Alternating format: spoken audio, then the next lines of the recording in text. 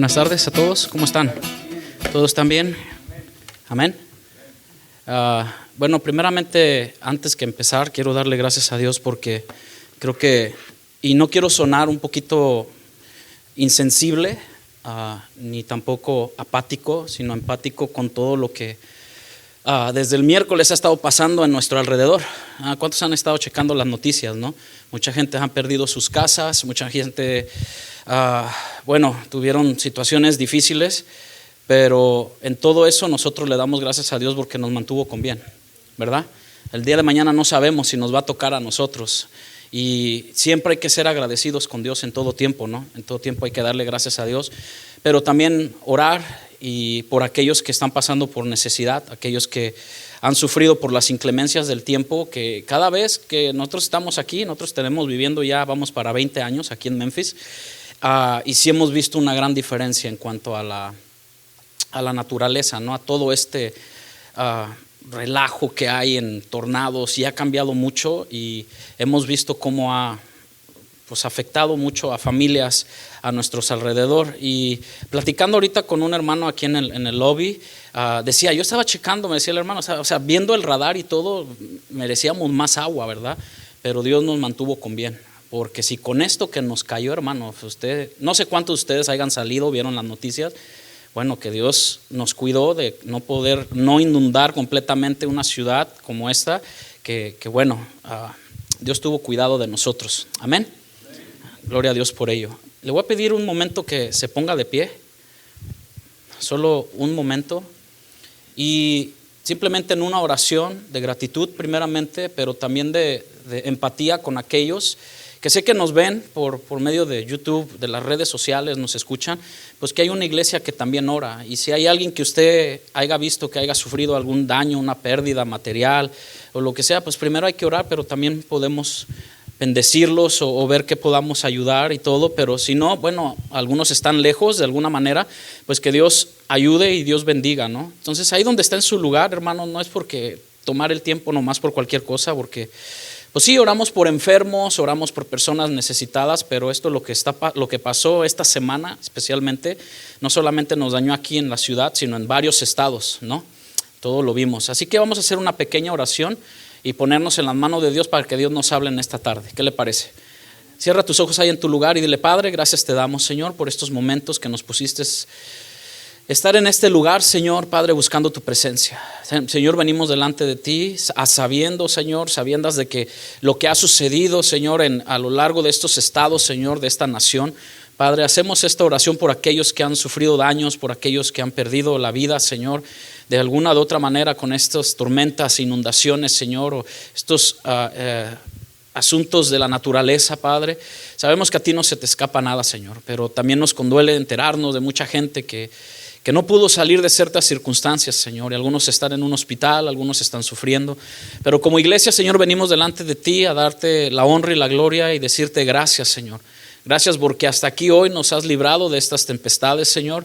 No sabemos el día de mañana, el próximo fin de semana, el próximo mes, no lo sabemos, pero hasta aquí, Señor, tú nos has cuidado y nos has guardado. Así como en salud, así como en medio de todas las circunstancias te damos honra y gloria, porque este es al Dios que adoramos, a ti, mi único Dios y mi único Señor, Padre. Adoramos a ese Dios vivo, a ese Dios Rey que reina por la eternidad, que es por los siglos de los siglos. Padre, en esta tarde danos de tu gracia, Señor, no solamente para escuchar tu palabra, sino también a este siervo inútil para poder expresar lo que tú tienes para nosotros en esta tarde, Señor. Llénanos de tu gracia, toca nuestros labios con ese carbón encendido, Señor, que es tu palabra, que es tu Espíritu Santo, y que se mueva en este lugar pudiendo entender la grandeza de tu majestad. Y el pueblo del Señor dice, ¿puede ocupar su lugar, hermanos?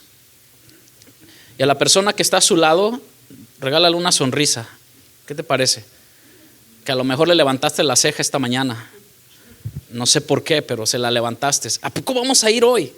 Y tú le dijiste, hoy es. Claro que sí. Que Dios ha sido bueno. Amén. Dios ha sido bueno.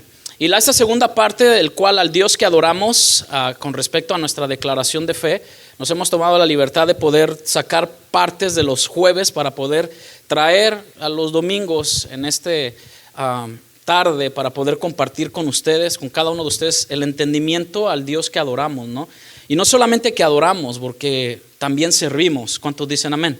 No solamente adoramos a Dios, no solamente levantamos nuestras manos, expresamos nuestros sentimientos, nuestras emociones, porque no podemos reprimirlas. Sabemos a este Dios que adoramos y que servimos. En nuestra confesión de fe, si usted la está escuchando o ya ha escuchado, dice esta parte: el único y verdadero Dios se ha revelado como el yo soy. Esa es nuestra declaración y convicciones de fe, que existe eternamente por sí mismo. También hemos visto ciertas partes de lo que Dios es. Él es Padre, Hijo y Espíritu Santo. Y vemos que en la palabra de Dios, vimos el domingo pasado que Dios es Espíritu infinito, eterno, inescrutable en su ser. Esos son atributos no morales de Dios. Es la esencia de Dios. ¿Sí me explico? Porque usted no es omnipresente. ¿Hay alguien aquí que sea omnipresente? No. Usted no es omnisciente. Usted no lo sabe todo, aunque desearía. Alguien diría, si tuvieras un superpoder, ¿cuál te gustaría hacer? Y a alguien le preguntaron, ¿te gustaría saber todo lo que las personas piensan? ¿Cuántos dirían, a mí sí, pero no es conveniente, ¿verdad? Entonces, vemos de que Dios, en sus atributos no morales, hay otros atributos que son morales, la cual tú y yo también tenemos. Y son los que vamos a ver, son 6, yo añadí uno más. Dentro de lo que es la confesión de fe está esta parte que dice Dios es Espíritu infinito. Es la definición de Dios. Cuando te pregunte, bueno, ¿y Dios qué es para ti? Bueno, para mí Dios es Espíritu infinito, eterno e inescrutable en su ser. Y vienen estos atributos que dice sabiduría. Diga conmigo sabiduría, poder, santidad, justicia, bondad y verdad. ¿Sí estamos? Se lo va a aprender para el próximo domingo. Todos nos lo aprendemos. ¿Dios qué es? Dios es Espíritu infinito, eterno e inescrutable en su ser. Sabiduría, poder, santidad, justicia, bondad y verdad. Dios es Espíritu invisible. Lo vimos el domingo pasado. Voy a hacer un pequeño retoque. Que solamente es revelado ¿en quién? En Jesús. Porque a Dios nadie lo vio jamás. Pero ¿cómo se reveló a nosotros o a la humanidad? A través de Jesús, Emmanuel, Dios con nosotros. Un nombre muy bonito para aquellos que todavía piensan tener descendencia. Emmanuel es un nombre muy hermoso. Dios con nosotros, ¿no? Por eso usted va a ver a muchos cristianos que le ponen nombres bíblicos a sus hijos. Y no es porque, bueno, es simplemente en una manera que agradecimiento a Dios y recordando quién es Dios para nosotros, ¿no? La importancia. Y Juan capítulo 1, 18 nos lo dice. A Dios nadie lo ha visto jamás. El unigénito Hijo que está en el seno del Padre, Él le ha dado a conocer al Dios. Dios eterno. En el Salmo 90, versículo 2, nos habla acerca de la eternidad de Dios. Y dice la palabra de Dios en Salmo capítulo 90, versículo 2: antes que naciesen los montes y formaste la tierra y el mundo, desde el siglo y hasta el siglo, tú eres Dios. Este es al Dios que adoramos, amén, y que queremos compartir como iglesia, como nacidos de nuevo del evangelio, de la palabra de Dios. Queremos compartir ese Dios, al Dios que adoramos y servimos, que no es cualquier cosa. Y tú dices, bueno, ¿y cómo servirle? Bueno, hay de muchas maneras. Que Dios, podemos nosotros como hombres invitarte ayúdanos a hacer el aseo. Pero cuando Dios te hace una invitación, y más cuando dicen, cuando alguien te hace una invitación a una iglesia, no la rechaces, porque a veces ya no vamos a tener el tiempo. ¿Sí ve? Imagínense cuando nos invitan a servir, a venir a hacer aseo, a darle clases a sus niños, ¿verdad? ¿Hay maestros aquí? Hay 2, 3, 4 maestros aquí. Y qué bendición son los niños, ¿va? Y que nos lo cuiden por una hora y dice uno, hay que darle. No es que salgan sus hijos solamente a jugar. Se les siembra la palabra de Dios. Amén, maestros. Se les siembra la palabra de Dios. Y nosotros, es que yo no sé mucho. Bueno, es que para eso Dios nos invita a conocerle. Este Dios eterno, mis amados hermanos, es infinito y eterno, como lo decimos. Infinito, inescrutable, inmutable. Dios es inmutable. ¿Cómo es esto? Que no cambia. Por eso la Biblia dice que no tiene sombra de variación. Siempre permanece, cantamos, permanece fiel. Él es el mismo de ayer, de hoy y siempre. También estas características, como ser divino, tiene estas características, pero también Él desea que nosotros le conozcamos más y más. Y número 1, Dios es sabio. ¿Cuántos quieren ser sabios? anhelarían ser sabios. ¿Sabe que usted y yo tenemos un tipo de sabiduría? Vamos a ver un poco con respecto a esto. Dios es sabiduría. Diga conmigo, Dios es sabio. ¿Verdaderamente lo crees? ¿Sabes por qué? Porque a veces quieres ganarle tú con tu sabiduría. A veces queremos ordenarle a Dios cómo hacer las cosas. ¿Te has notado eso? A veces decimos, yo tengo un mejor plan que tú, Dios. Me voy a mover de estado porque es que lo que yo digo se tiene que hacer. Y sabes que el problema es que cuando es la mujer la que te mueve. Y ahí es donde entra un conflicto, ¿no? Claro, hay ciertas cosas que, bueno, la mujer apoya, ayuda, igual el varón y todo, pero Dios es sabiduría. ¿Lo creen? Refleja esta parte de nuestra convicción y declaración de fe, refleja la creencia de que Dios es la fuente de toda sabiduría y que la verdadera sabiduría proviene de Él, de Dios. Amén. Así que cualquier cosa, por eso es que dice, es que ustedes los cristianos quieren orar para todo y que todo la Biblia. ¿Quién es Dios para nosotros? Es todo, ¿no? Lo cantamos, es todo para mí. Es el Dios que adoramos. Además, Dios le dijo a Israel, escoge entre la vida y la muerte. Imagínate, ¿no? Santiago capítulo 3, fíjense esto. Santiago hace estas preguntas o esta confrontación más bien, en la traducción lenguaje actual lo voy a leer. Santiago capítulo 3 está casi terminando la Biblia, antes de Apocalipsis, antes de las cartas. Hay un hombre llamado Santiago, todos dicen que es hermano de Jesús, que antes sus hermanos no le seguían, hasta que vieron quién verdaderamente, sus hermanos, porque María tuvo más hijos, O sea, María no fue siempre virgen. Sí estamos, ¿no? Ok, bueno, para que supiéramos, porque, bueno, dice Santiago, hermano de Jesús, dice estas palabras: si alguno de ustedes es sabio y entendido, demuéstrelo haciendo el bien, portándose con humildad. Versículo 14, 3:14. Pero si ustedes lo hacen todo por envidia y por celos, fíjense que hay algo, aquí hay algo tremendo, donde a veces escogemos mal. Elegimos mal y nos falta sabiduría, donde a veces tomamos decisiones que nos precipitan, pero a veces es por falta de algo, de la sabiduría divina. Dice, hacen todo por envidia y por celos, vivirán tristes y amargados. ¿Cuántos amargados hay aquí? Ni uno. Excelente, vamos bien. No tendrán nada más de qué sentirse orgullosos y faltarán a la verdad. Versículo 15, porque esa sabiduría no viene de Dios, sino que es de este mundo y del demonio.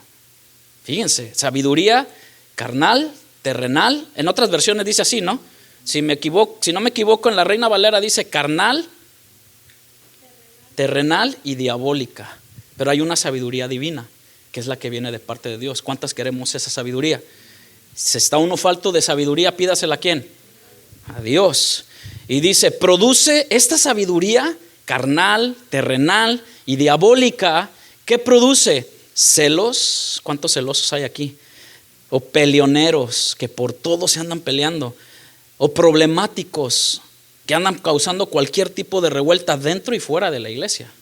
O dentro y fuera de su casa. Dice, produce celos, peleas, problemas y todo tipo de maldad. Dice el 17, en cambio, los que tienen la sabiduría que viene de Dios, no hacen ¿qué? Lo malo. Al contrario, estos hombres sabios de Dios, hombres dirigidos por Dios, dice que buscan siempre la paz, son obedientes y amables con los demás, se compadecen de los que sufren. ¿De quiénes? De los que sufren, y siempre hacen lo bueno, tratan a todos de la misma manera y son verdaderamente cristianos. ¿Cuántos dicen amén? Son pocos, ¿sí ven? Es donde todos deberíamos ser amén. Así quiero vivir sabiamente con la sabiduría de Dios. Y termina diciendo el 18, a los que buscan la paz entre las personas, Dios les premiará dándole paz y justicia. Yo siempre he dicho, ¿a quiénes les gustan ser premiados? A todos, ¿va? A todos nos gusta ser premiados. Bueno, Dios como fuente de sabiduría, la Biblia me enseña que Dios es la fuente de toda sabiduría y conocimiento. Amén. Proverbios capítulo 2, versículo 1 al 10. Usted lo puede leer en su casa. Solamente me voy a enfocar en un versículo, que es el versículo 6. En la versión Biblia libre dice la palabra de Dios: porque Jehová da la sabiduría. ¿Quién la da? Jehová, Dios, el Padre. Dice: de su boca viene el conocimiento y la inteligencia. ¿De quién viene todo eso? De Jehová. Primera de Corintios 1:24. Dice este versículo y declara estas palabras acerca de que Cristo es el poder de Dios y la sabiduría de Dios. Y esa es una parte que tú y yo como cristianos debemos entender. ¿Quién vino y mora en nuestro corazón? ¿Quién compró nuestra vida con su sangre preciosa? Cristo Jesús. Nosotros como hijos, como redimidos, como nueva naturaleza, humillados y postrados ante la poderosa mano de Dios, Dios nos da la sabiduría si se la pedimos, ¿no? Entonces viene Cristo a morar en nosotros. Y fíjense que lo que busca la sabiduría de Dios, buscar la sabiduría de Dios, hermano, porque Dios es sabio, Dios sabe todas las cosas. Dice que Dios da sabiduría a aquellos que le buscan con algo. ¿Se acuerdan que dice que Dios mira de lejos a qué? Corazón, al altivo. Yo todo lo puedo. O sea, se cree todopoderoso, ¿no? Yo todo lo puedo, yo todo lo sé. A mí no me vienen a decir qué es lo que tengo que hacer. Pero dice que Dios busca a aquellos, Dios da, sabiduría a aquellos que le buscan con sinceridad y humildad. Al corazón contrito y humillado, Dios se acerca, ¿no? Dios tiene bien a ese olor fragante, obediente, humillado. La sabiduría de Dios es para nuestro diario vivir. Cuando tú te levantas, ¿qué es lo que haces? Fíjese que cuando nos levantamos se nos olvida darle gracias a Dios. Y si se nos olvida darle gracias a Dios, ¿tú crees que en tu propio yo, en tu propio ego, le vas a decir al Señor: dame sabiduría para mi trabajo? Es más, dame sabiduría para, y lo digo personalmente, para amar a mi esposa. ¿Lo haces? No conteste. O dame sabiduría para amar a mis hijos. ¿Sabe que hoy en día más se necesita sabiduría para eso? Porque el mundo le está ganando a los cristianos. Los mantiene contentos, a sus hijos, a su esposa, o las cosas del mundo está tanto que necesitamos sabiduría para ser guiados en este mundo, hermanos, que está en desorden. La sabiduría de Dios es para nuestro diario vivir. Esta sabiduría de Dios nos ayuda a vivir una vida que honra a Dios y trae bendiciones a nuestras vidas. Amén. Honra a Dios con todo tu ser, con todos tus bienes. De hecho, si alguien tiene preguntas con respecto a, bueno, ¿por qué damos ofrenda? ¿Por qué damos diezmos y todo? Acérquense a nosotros, ahí están nuestros hermanos. Hay hermanos sabios aquí, hermanos que Dios los ha nutrido con esto. Pregúntenos, ¿por qué este lugar se tiene que pagar? Sí sabían, ¿no? O sea, son cosas que es del diario vivir. Pero Dios nos dé sabiduría para poder guiar al pueblo, que más bien es el pueblo de Dios. Nosotros simplemente somos uno de tantos pastores o pastoras o líderes que guían al pueblo, pero Dios es el que da el crecimiento. Porque ¿qué soy yo? Dijo Pablo. ¿Qué es Pablo? ¿Qué es Apolos? Nada, sino simplemente siervos de Dios Altísimo, porque Dios es el que da, aunque cada uno recibirá su recompensa. La sabiduría de Dios es diferente a la sabiduría humana. ¿Cómo es eso? Porque la sabiduría de Dios se basa en la verdad y en la justicia, mientras que la sabiduría humana, la tuya, la que es humana, terrenal, y sí hay sabiduría diabólica, ¿Sí sabía eso? Los demonios tienen los ángeles y los ángeles buenos y los ángeles caídos. Ay, hermano, toda esa fetichería o hechicería que hay, híjole, hermano, sí existe. ¿Existe el mal? Sí existe, pero benditos los que estamos ya cubiertos con la sangre de Cristo, porque ningún mal nos llegará a nosotros. ¿Sabe por qué? Porque mayor es el que está con nosotros que el que está en el mundo. ¿Cuántos dicen amén? Denle una ofrenda de palmas al Señor, amén. Por eso es la importancia de la sangre de Cristo en nuestra vida. La sangre de Cristo no es fetiche, hermano. La sangre de Cristo fue derramada por precio por nuestros pecados. Y cuando estamos cubiertos con su sangre, cuando tenemos la unción del Altísimo, cuando Cristo mora con nosotros, ningún mal nos llegará. Ahora, sí hay opresiones. El cristiano puede tener opresión, pero no podrá vencer el enemigo, porque Dios tiene cuidado de los suyos. Él lo ha prometido: nunca los dejaré huérfanos. Yo estaré con ustedes hasta el fin del mundo. La sabiduría de Dios nos prepara para la eternidad.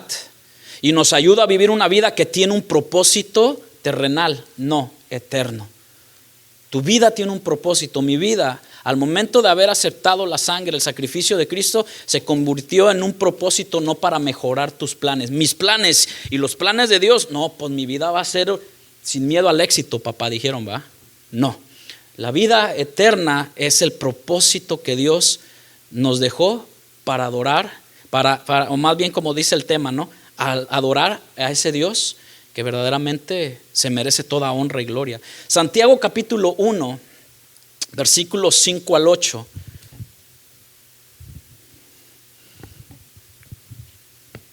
¿Cuántos tienen necesidad de sabiduría? Quiero que me acompañe ahí en su Biblia. Hay textos que vamos a no forzar, sino a pedirles de favor que vaya con su Biblia, empiece a manejar su Biblia.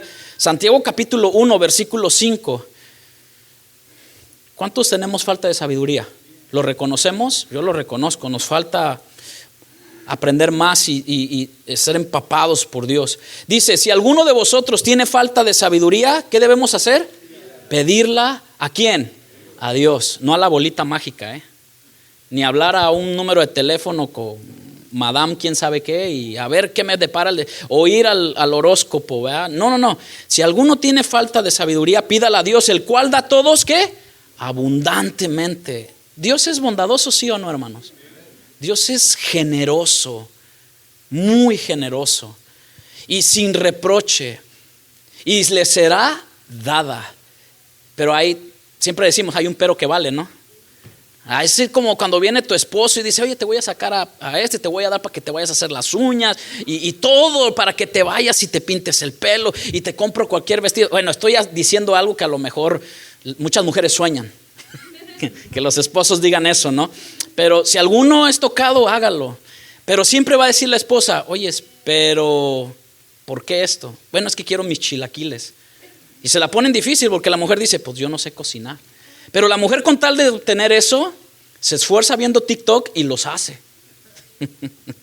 No se crean. Pero dice Dios, pero pida con fe, no dudando nada, porque el que duda es semejante a ¿qué? ¿Han ido ustedes a la playa? Bueno, yo vengo de playa, hermanos, y veía el mar todo el tiempo y veía todo eso, cómo las olas venían y se retiraban y todo. Y dice, no pidan, dice, semejante es a la ola del mar, que es arrastrada ¿por qué? Por el viento y echada de una parte a otra, y unas te arrastran, bien feo. Te dan marometas en el agua. Por eso es que yo respeto mucho el mar. No piense pues que tal haga ¿qué? Dudar, que recibirá cosa alguna del Señor. El hombre de doble ánimo es inconstante en todos sus caminos. Y esto me lleva a entender la historia de un hombre llamado Salomón. ¿Sí han escuchado de Salomón? Que tuvo muchas mujeres, que tuvo muchas concubinas, pero al principio de su reinado fue a Jehová y se presentó delante de él, y él mismo puso de su dinero, de su riqueza, ofrecerle un sacrificio a Dios. Y cuando esto se enfrenta y ora a Dios y le dice al Señor, ¿qué quieres que haga contigo? ¿Qué le pidió Salomón? Sabiduría. Y fíjense, y es lo que nosotros a veces necesitamos como cristianos. Nosotros nos pasamos pidiéndole carro nuevo, casa nueva, le pasamos pidiendo todo, pero más bien es que ¿qué es con lo que vas a hacer con lo que ya tienes? ¿Qué es lo que haces con lo que ya tienes? Porque mi esposa, no me acuerdo, mi esposa tiene un dicho muy común mexicano, no me recuerdo muy bien, pero es que a veces con lo que no tenemos ni siquiera tenemos cuidado de eso, ¿o no? Tenemos hijos y queremos más, pero no sabemos hacer con el primero o el segundo, con el primogénito, el segundo o el tercero. Es un decir, ¿no? Entonces Salomón pidió sabiduría para guiar y reinar un pueblo, porque a sabiendas que todo debemos de dar cuenta. El día que usted y yo partamos de este país, I wish, algún día, pero de esta tierra, ¿sabes que tú y yo vamos a dar cuentas? Vamos a rendir cuentas. Y a veces no le pedimos sabiduría a Dios. Dios dice, el hombre de doble ánimo es inconstante en todos sus caminos. Dios es poder. ¿Cuántos saben que Dios es poderoso? es grande y majestuoso. Efesios capítulo 3, versículo 20, dice la palabra de Dios así, el apóstol dice: Dios tiene poder para hacer mucho más de lo que pedimos. Amén. ¿Sí lo crees? Dios tiene el poder. Sí, Él te puede dar reinos, te puede dar lo que tú pidas terrenalmente, Dios lo puede cumplir.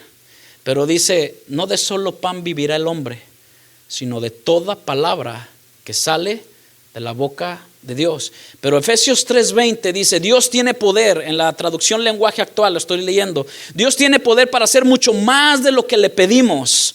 Ni siquiera podemos imaginar lo que Dios puede hacer para ayudarnos con su poder. Todos los que le pertenecemos, los que pertenecemos a la iglesia de Cristo, debemos alabarlo por siempre. Es un mandato. No es un: hermano, levanten sus manos. No, es que no tengo ganas, me duelen las manos. Es más, me duele la uña, no voy a levantar mis manos. No voy a cantar, estoy ronco. Pero al día pasado, ¿cómo le gritaste a tus hijos o a tu esposa? Ahí sí no dolió la garganta, ¿no? O cómo te la pasaste gritando el partido del Real Madrid y perdió. Híjole. O sea, a veces yo he estado en unos partidos y todo, y la gente se desvive por gritar cosas obscenas a hombres que están haciendo un show abajo, un entretenimiento, ¿no?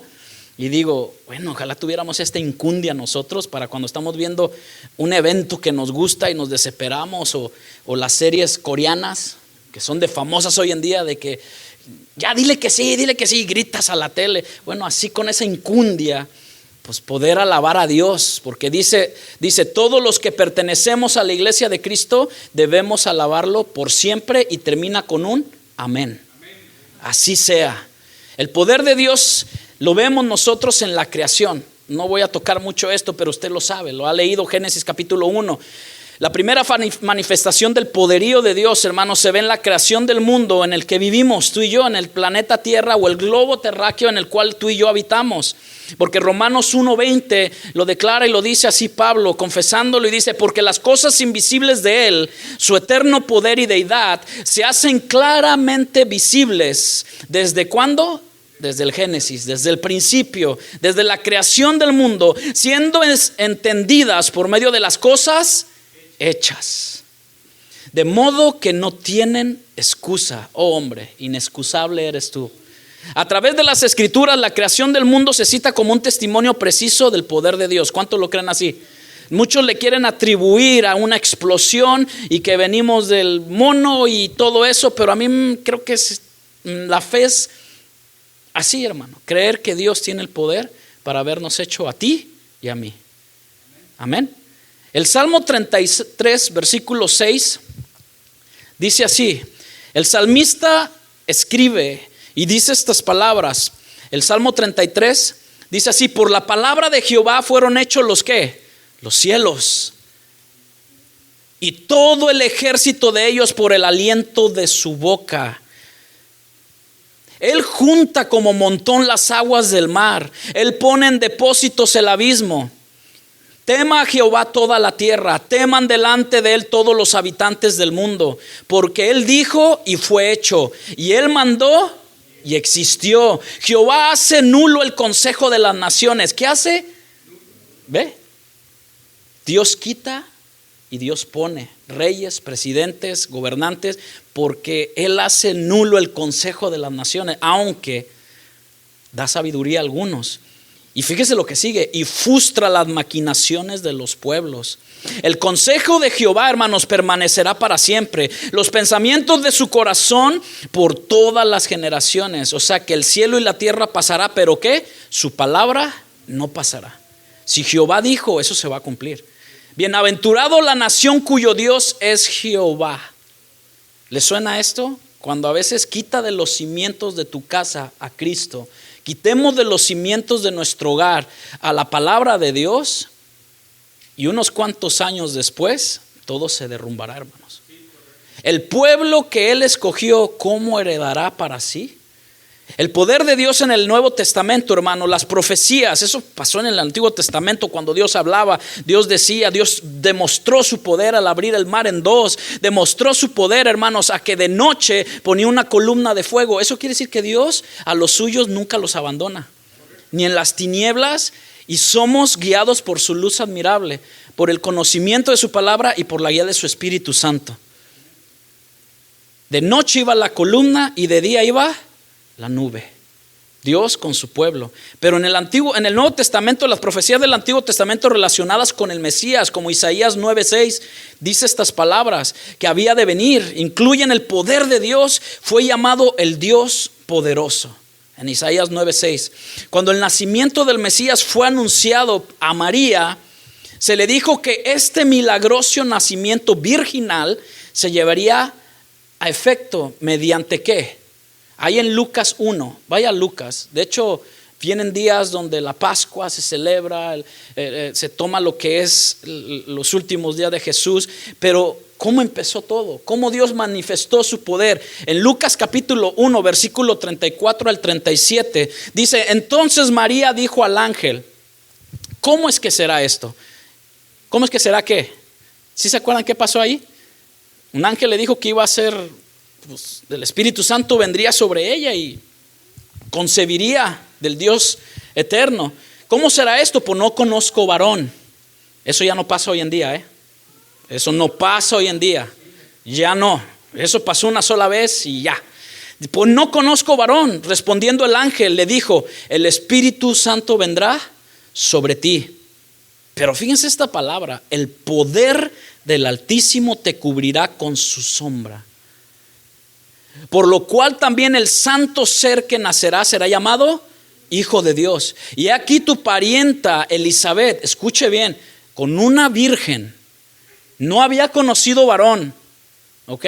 Pero también con otra parienta de ella, que ella también había concebido en su vejez. ¿Le recuerda algo a Abraham y Sara? Que Dios había prometido.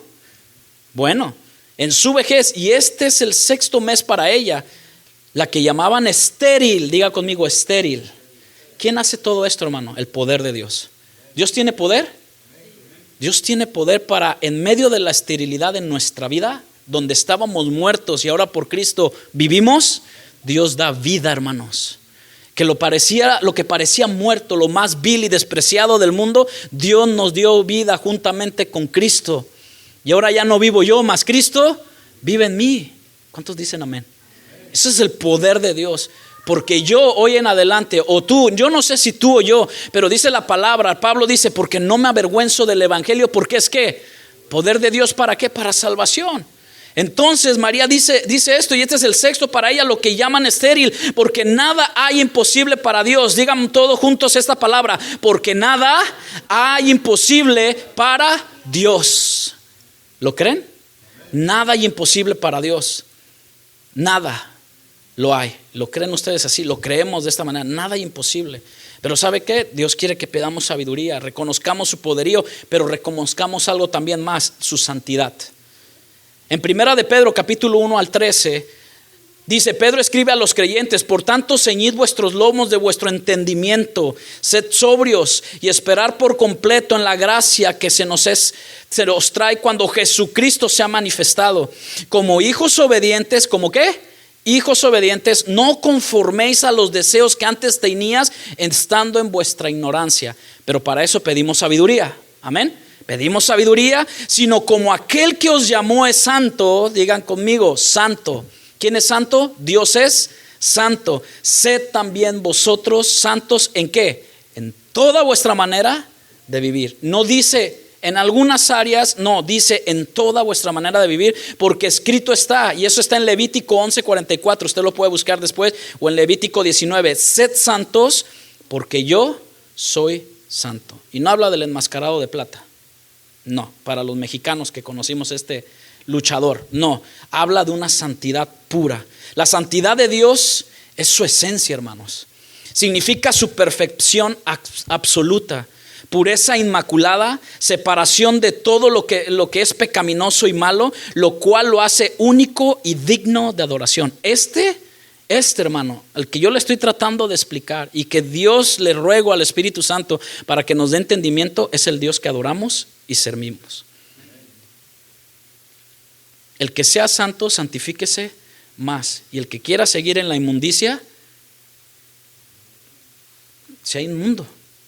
O sea, Dios no nos anda con rodeos a medias tintas, ¿no?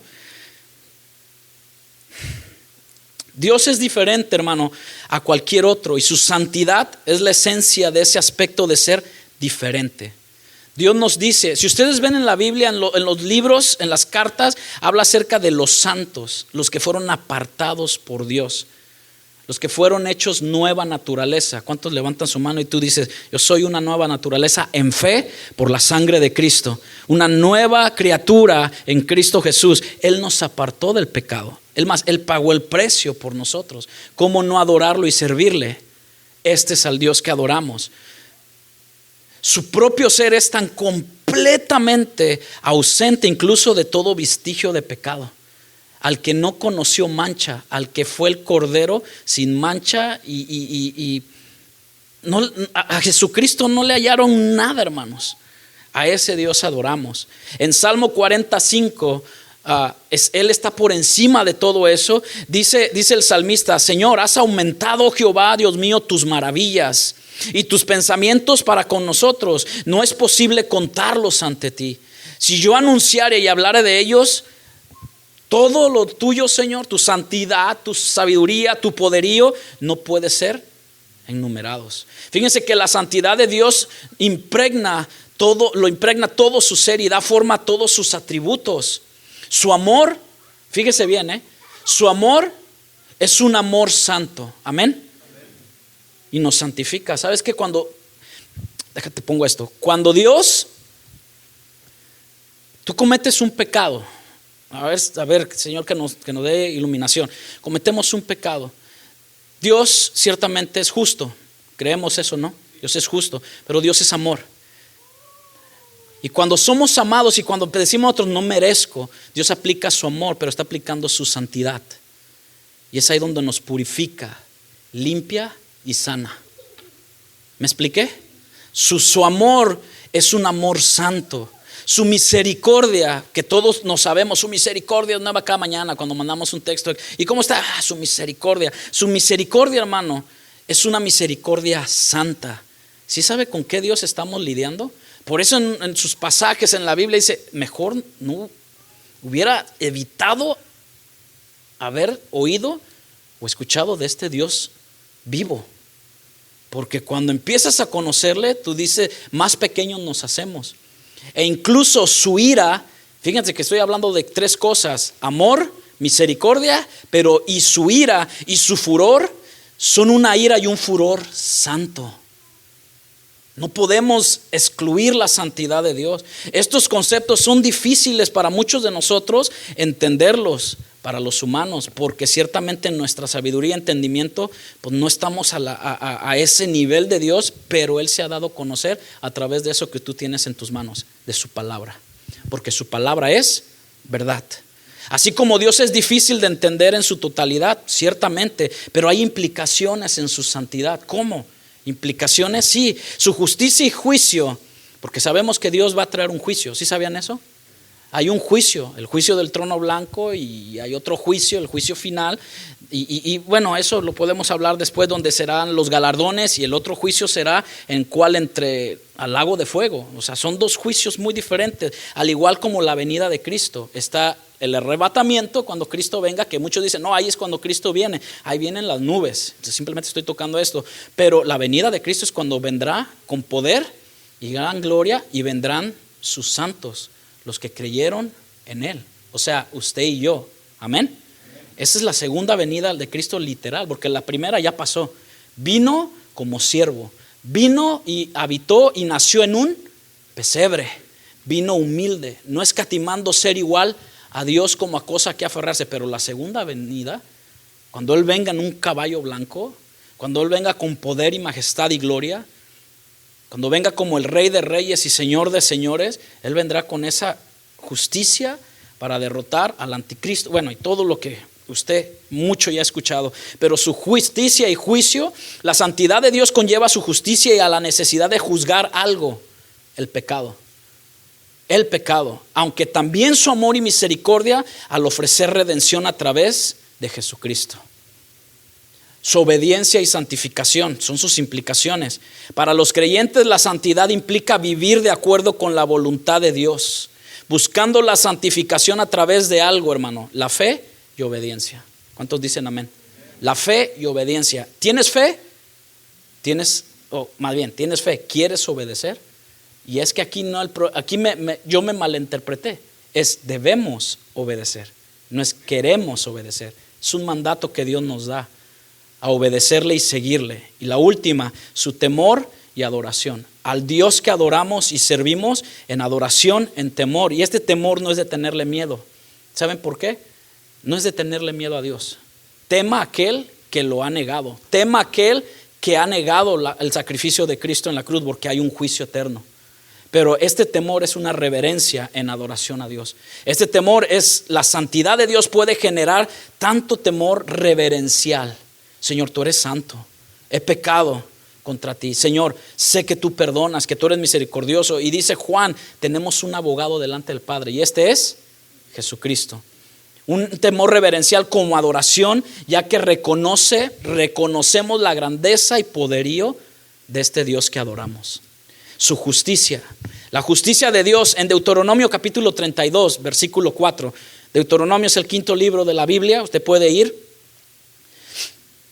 Dice el escritor en Deuteronomio 32, 4, la roca, su obra es perfecta, porque todos sus caminos son justicia, o en otros dice justos. Todos sus caminos son, ¿qué, hermanos? Justos. Tenemos un Dios justo, ¿sí o no?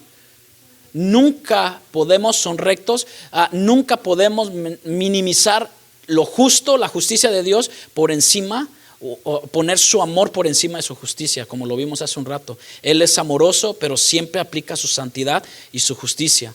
En el Salmo 89, 14, el salmista afirma algo, que la justicia y el derecho son el fundamento de su trono. ¿Qué es el fundamento de su trono? La justicia y el derecho. Nada más que sabe cuál es el problema con nosotros humanamente hablando. Nosotros la justicia que conocemos, ¿cuál es? La terrenal. ¿Y cómo es a veces la justicia terrenal? ¿Es justa? Es injusta, ¿no? Ahora, pregunto, si te viene a la mente es porque tú te vienes a la mente tu país, la forma de gobierno de tu país. ¿Cómo eres tú? Hello. ¿Cómo eres tú? ¿Eres justo? ¿Eres justo con tu esposo? ¿Eres justo con tus hijos? ¿Eres justo con tu hermano que está a tu lado?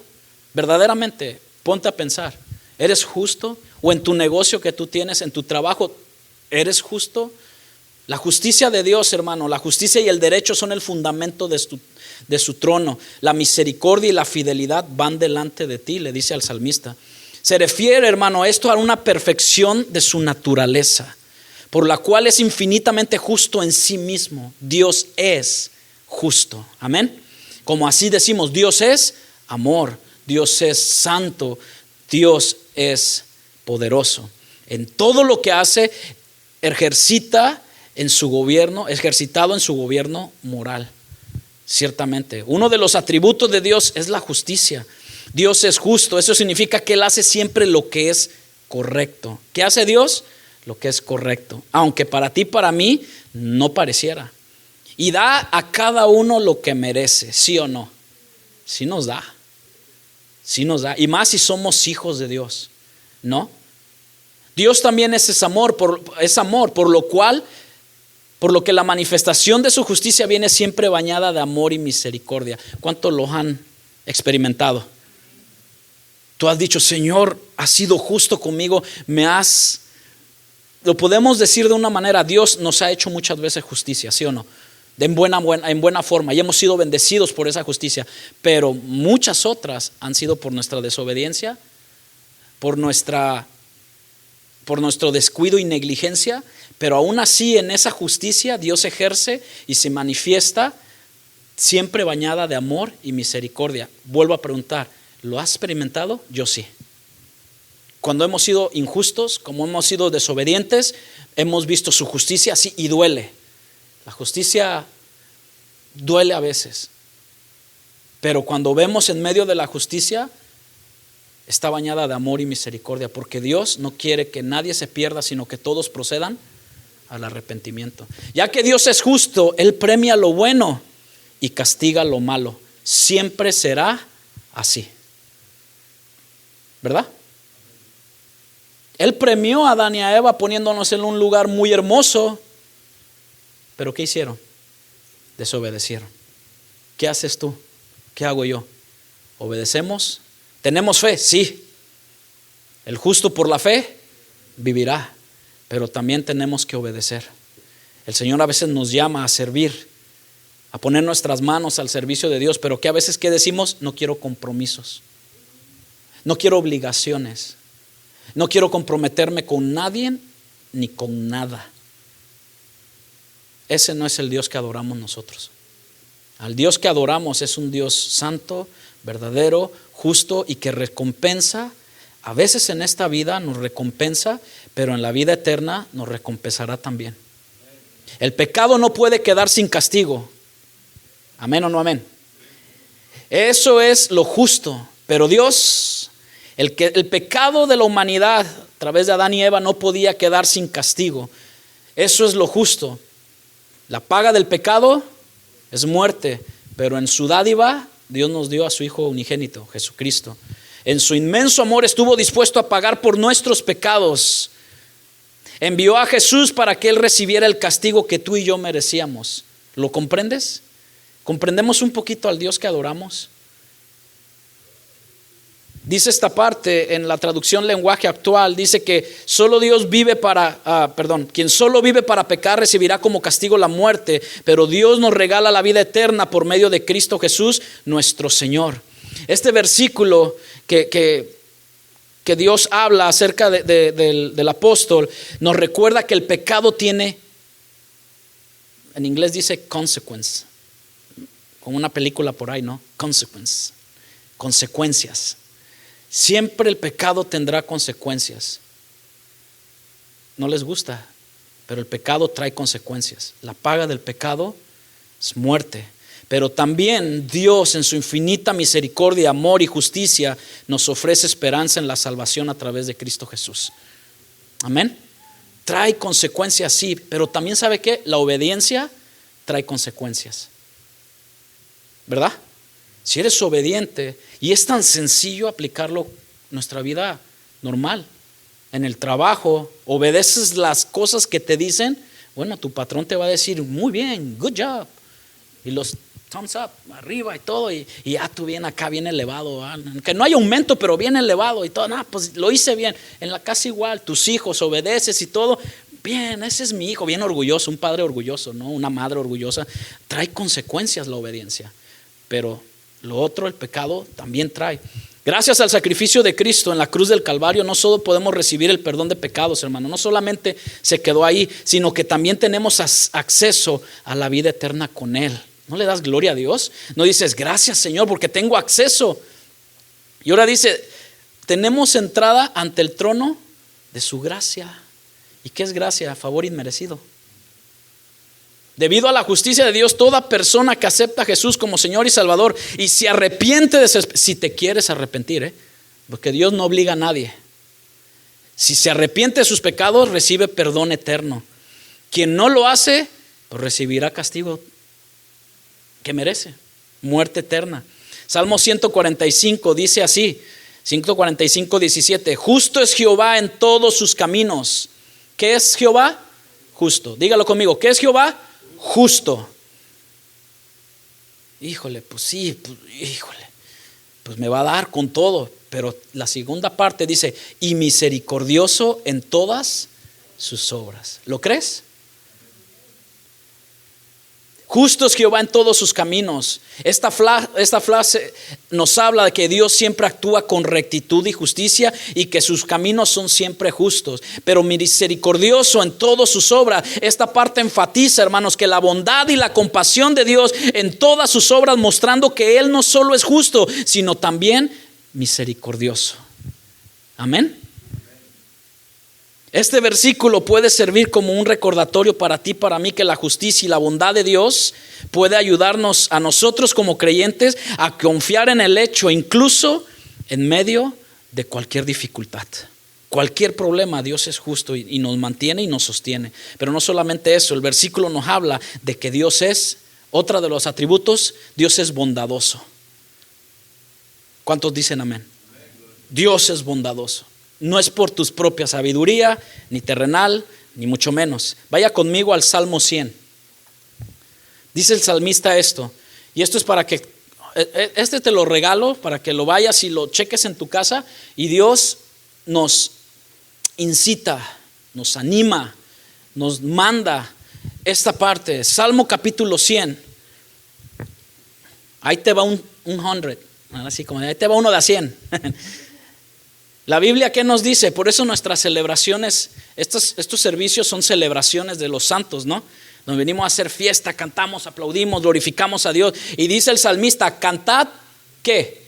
Alegres a Dios. ¿Alegres a quién? A Dios, habitantes de toda la tierra. Segundo verbo que aparece ahí, primero es cantad. Lo puedes subrayar. El segundo verbo que aparece en el versículo 2 que dice, servid. ¿Qué tenemos que hacer? Cantad, pero también servid. ¿Servid qué? Bueno, ya hemos hablado de eso, ¿no? Los hermanos que llegan a tiempo aquí, los hermanos que están allá atrás, mis hermanas que están dándole la bienvenida. Tú dices, ¿y a poco esto nomás hay que hacer? Pues no es por cara bonita, ¿va? O bueno, pues Dios bendiga, muy hermosos todos los que servimos aquí, pero es porque servimos ¿a quién? A Jehová con alegría. Los que tocamos tenemos que entender que es cantad alegres y que es servid, que no servimos a una persona común o a un ser común y corriente. Si esto se nos ha metido en la cabeza, hermano, qué vago o qué por menospreciado tenemos al Dios que adoramos. Servimos a un Dios vivo, a un Dios que es rey y reina por los siglos de los siglos. El tercer verbo dice que vengamos ante su presencia, ¿cómo? Con regocijo.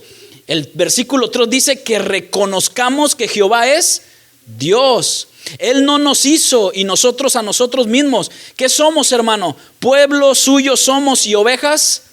¿Qué eres tú? Diga, meh. Es una oveja. ¿Si eres oveja o cabrito? Ahí te la dejo. Pueblo suyo somos y ovejas de su prado. Y ahí está la invitación. O ahí está la parte que Dios nos manda. Entrad. Diga conmigo, entrad. Por sus puertas, ¿con qué? Con acción de gracias. Por sus atrios, con la importancia que es cuando venimos a alabar a Dios. Porque termina diciendo este texto, los últimos 2 versículos, por sus atrios con alabanza, alabadle y ¿qué? Bendecid su nombre. Porque Jehová, Dios es bondadoso. ¿Cuántos dicen amén? Porque Jehová es bueno. ¿Cuántos dicen Dios es bueno? Bueno es Dios todo el tiempo. Porque Jehová es bueno y para siempre es su misericordia y su verdad. ¿Por cuándo? Por todas las generaciones. ¿No le das un aplauso al Señor? Porque su verdad por todas las generaciones. El cielo y la tierra pasa, pero su palabra permanece para siempre. Una de las primeras cosas, hermano, que cuando un niño aprende en la escuela aquí, nuestros hijos, lo que le van a enseñar a sus hijos sí es bueno, de que Dios es bueno. ¿Sí o no? Por eso la importancia, escuche bien, por eso la importancia de nosotros como padres dar buen testimonio a nuestros hijos, porque después ellos se confunden. Pero si Dios es bueno, ¿por qué papá y mamá?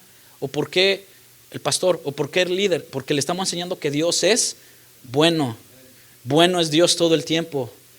Pero la simplicidad que a veces de esta afirmación puede ser un poco engañosa, permíteme decirlo.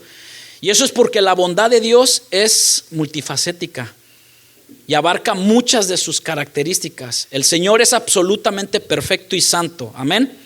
Lo que significa que solo Él es el estándar de toda justicia. Dios también es inmutable y por lo tanto su trato con nosotros está determinado por su carácter. Incluso cuando somos rebeldes, Él sigue siendo bondadoso contigo y conmigo. ¿Cuántos dicen amén? El primero lo digo yo, porque a veces hay rebeldía, a veces nos cuesta entender ciertas cosas. Pero yo sé que a muchos de los que escuchan eso es no. ¿Sabes qué? A veces muchos queremos ver por debajo del hombro, ¿no? ¿Tú qué me vas a enseñar? Mucha palabra, mucho nivel espiritual y todo, pero no hay justo ni aún uno, hermanos. Siempre teniendo esa mentalidad de que Dios es más, queremos ser más bueno que Dios, queremos pasar las cosas por alto cuando sabemos que Dios, cuando el Padre Celestial amoroso responde con disciplina, no para aplastarnos. Entendamos la disciplina del Señor, no es para aplastarte. ¿Sí sabías eso, no? Sino para restaurar tu relación rota por causa del pecado. Porque ¿quién no peca? La mayor expresión de la bondad de Dios, ¿sabe cuál fue? ¿Sí saben cuál fue la mayor expresión de la bondad de Dios? La cruz del Calvario. La cruz del Calvario. Lo que para ti, para mí, en estas fechas de abril, Semana Santa, suena como que algo muy...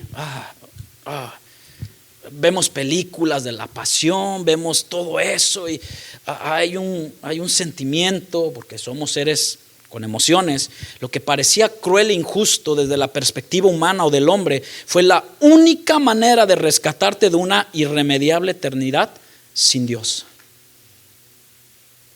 Dios es grande y rico en misericordia. La bondad del Padre Celestial está entrelazada con cada uno de sus atributos y por eso es un pilar de nuestra fe. ¿Qué? La bondad. Y si Padre Dios, el Hijo y el Espíritu Santo son bondadosos, tú y yo, ¿qué debemos de ser? Bondadosos. Incluye todo eso. Pero Dios también es verdad. Dios es verdad. Es el penúltimo de sus atributos que voy a tocar en esta tarde. Dios es verdad. Cualquier afirmación que empiece con las palabras Dios indica, hermano, que la naturaleza de Dios es siempre hablar la verdad. Tratamos nosotros aquí de hablar la palabra de Dios y que la palabra sea verdad. La afirmación se refiere a un atributo del ser de Dios. Voltea a ver a la persona que está a tu lado y dile: Dios es verdad. Y hay un dicho que decimos: la verdad no peca. Así se lo saben. Los atributos de Dios suelen categorizarse en dos grupos, como les dije: los no morales, y estos son los atributos morales de Dios. Dios es verdad.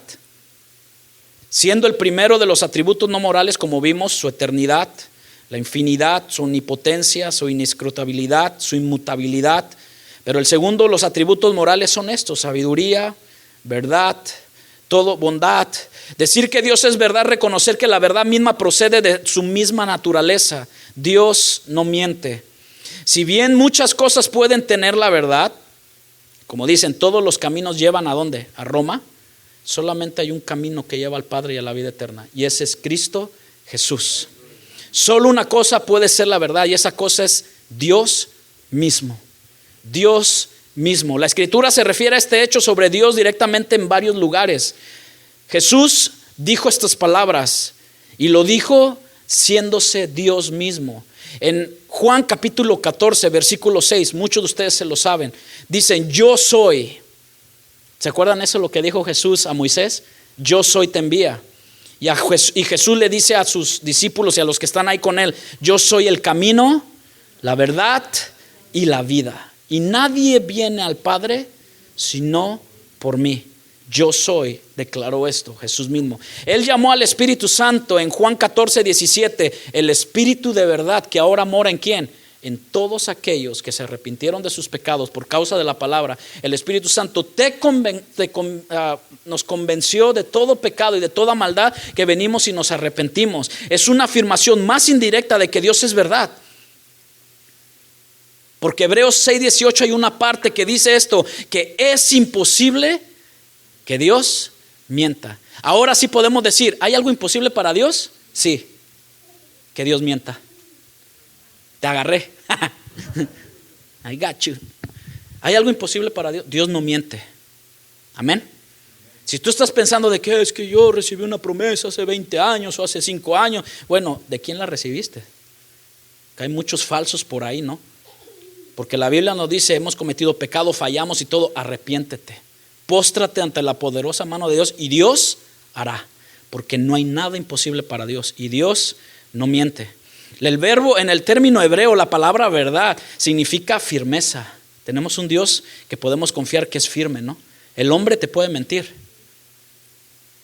Hay estabilidad en Dios. La mujer y el hombre buscan una estabilidad en el matrimonio. El joven busca una estabilidad en un colegio.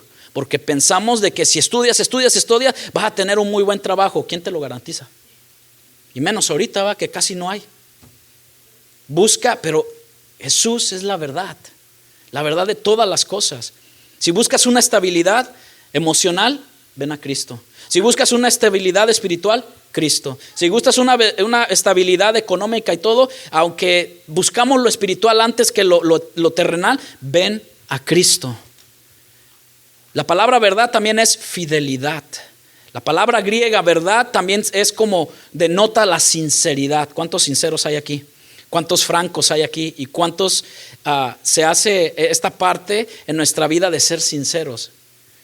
Hay un canto viejito, siempre traigo con mis cantos viejitos, que dice que Dios está buscando o llamando a su pueblo que tenga sinceridad. Tiene gran peso, ¿no? Dice el canto, en la eternidad. Ser sinceros. ¿Sinceros con qué? Con confesarle nuestros asuntos a Dios.